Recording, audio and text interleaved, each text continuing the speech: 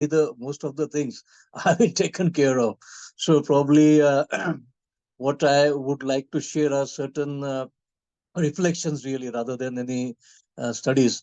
Firstly, I think we need to understand that the constitutional context of urban development in India means urban development is not a union list subject, it's not a concurrent list subject, it's a state list subject.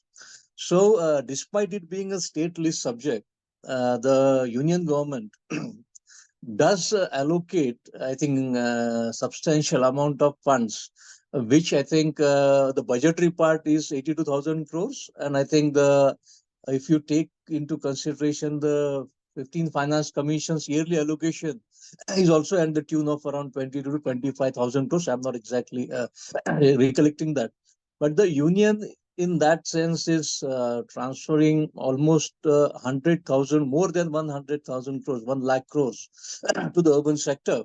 And if you look at the per capita, I think it will come to around 1800 to 1900, assuming the urban population is of 50 crores. So first was this peculiar constitutional context because it's a purely state subject list. Therefore, the only option to the union government is to go through the centrally sponsored schemes. So that's the reason probably we find so many centrally sponsored schemes like Swachh Bharat, like Amrut, like NULM, like Hriday earlier, Smart City, and PMAY and Swanidhi. So that, in my view, is the reason as to why there need to be so many centrally sponsored schemes. And as we had discussed earlier, that probably we need after 30 years, I think we should seriously consider having another round of constitutional amendment, probably have even some consultative arrangement for that. So, we can take the urban context ahead because most of the amendments which made provisions are essentially indicative. It is everywhere apart from establishing the institutions like maybe the State Finance Commission, the State Election Commission, maybe the Metropolitan Committee, the District Planning Committee. The entire wording used in the Constitution Amendment Act was the state may delegate, the state may do that. So essentially, it comes to the political leadership of the state as to how much of that is to be allowed or not. So probably it might be a bit digression, but I do feel that another round of constitutional amendment would help the urban sector. Probably the indicative may could be changed by shall, and probably I do feel that the urban sector will get benefited if the list, I mean, the urban or the city or the municipal part does shift to the concurrent list, I believe it will allow the union to be more actively engaged into the urban issues, which is, in any case, almost one third of the the country's population. And this would allow probably the union to be putting more wherewithal into the into these topics. Secondly, I felt there was a comment on smart city mission. I thought I would just clarify that the smart city mission allocation is going down because the scheme is over. It's not that the allocation went down from 10 to 2 because they wanted to reduce the primacy. In my opinion, the mission got over, and what is left is more of to complete the mission. That could be the reason why you're saying that allocation. Thirdly, I believe regarding very often it talked about the poverty elevation programs, as we said earlier in the urban context. Later, then they went into the employment scheme and then into, as we call it, the urban livelihood mission.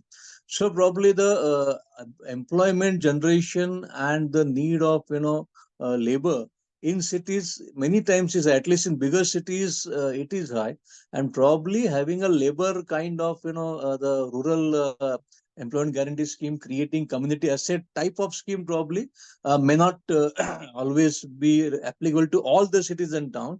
But I would like to share that from 2016 there is a scheme of urban labor engagement sort of component in Maharashtra from 2016, in which small projects up to 10 to 15 lakhs can be taken, in which the laborers who are registered can be used for the labor component, as was the case earlier. So that I think to share that fact. And I feel that the apart from the numbers, what is also important is the direction, the policy direction that the speech gives. If you go beyond the numbers and look at the ideas, I think probably the ideas I felt were quite different than what they normally are. Like I'm making having investment ready industrial parks near 100 cities. So obviously that will definitely benefit. Then rental housing dormitories for industrial places, development of digital public infrastructure for urban governance, and of course most importantly I felt was the acceptance that the economic hubs, cities will be the growth hubs, and therefore the economic and the transit oriented planning and considering the peri-urban areas. So I feel, about beyond the schemes and the numbers, the land use planning instrument probably is getting more strongly recognized as a tool and instrument for urban development.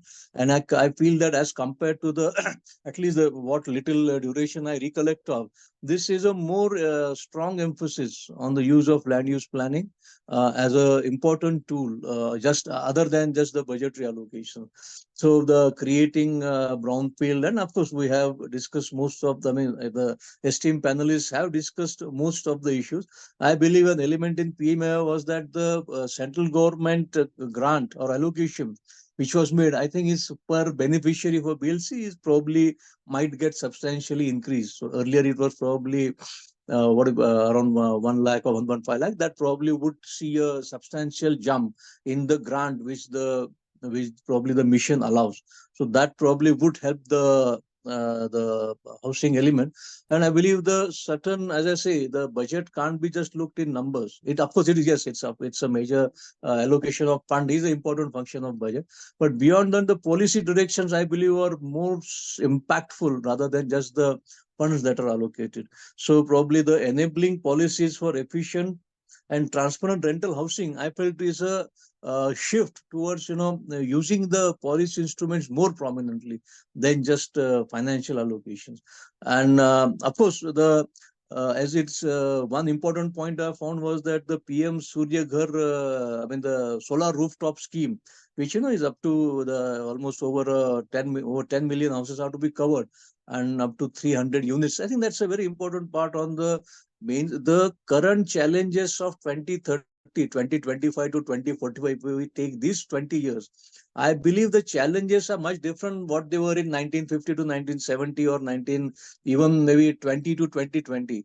The nature of challenges is shifting very rapidly, and probably these elements will have to be acknowledged into the policy statement.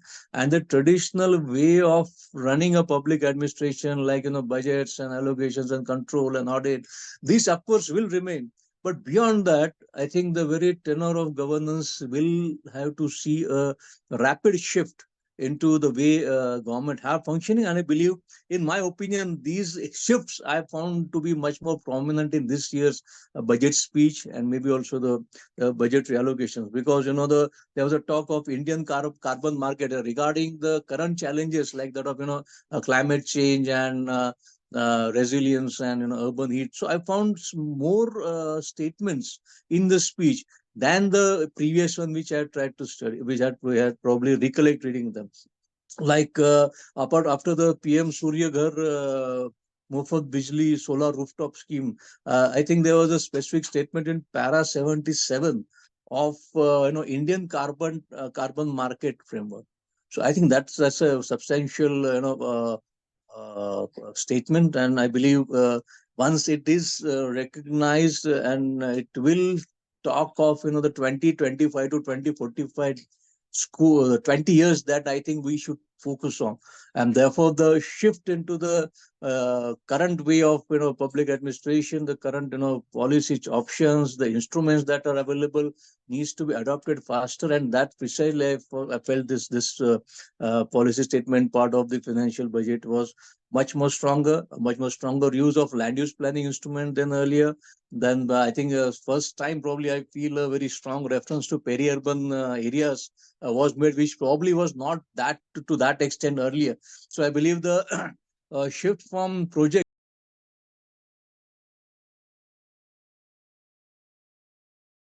it towards greater much deeper use and more fundamental use of policy instruments, of enabling provisions, of the land use. And I found that to be more peculiar or salient feature as compared to earlier speeches we have discussed. And then of course most importantly always feel that the cities get funds from all the three levels of government. So if we are just talking that, maybe as I said, the urban sector is getting 100,000 crores or 1 lakh crores, including the 15 Finance Commission yearly releases which they have. So that I believe will be, inaccurate, because the government of Maharashtra in our case, which I recollect, we had the budget just 2 months back, 2 days back, 2 weeks back. So the budgetary allocation of the state of Maharashtra itself is 20,000 crores. Again, there might be some duplication or the reaccounting of the funds that it will be getting at the central share. But the state again has, the state of Maharashtra has 20,000 crores for urban. And then again, all the municipal bodies also have these budgets. So I always feel that when we are discussing financial allocations in urban India, we need to consider all the three levels of government. Then again, there are parastatals also which are there. There are other government departments which also have an intersection with the urban context, like the Madhyamik, the education mission, the health mission, and other youth skilling mission. So I believe a more comprehensive view needs to be taken now, rather than just depending upon the allocation of our ministry in a central budget. And probably this could give us a more better picture, as to how the public finances are getting utilized, and more realistic and holistic picture. I think it will be very interesting to know, how it does, because if you think of Mumbai, I'm sorry, I'm talking a bit Mumbai centric, but if MMRD has a budget of almost 25,000 crores, CIDCO also has a budget of around 20,000 crores. Of course, it might be a case of a richer mega city that we are seeing, but multiple agencies, multiple ministries, multiple level of government, parastatals, some effort. In fact, in the constitutional amendment also, there is a provision of distinct planning committee or metropolitan planning committee, which is expected to collate all the figures other than the land use plan function.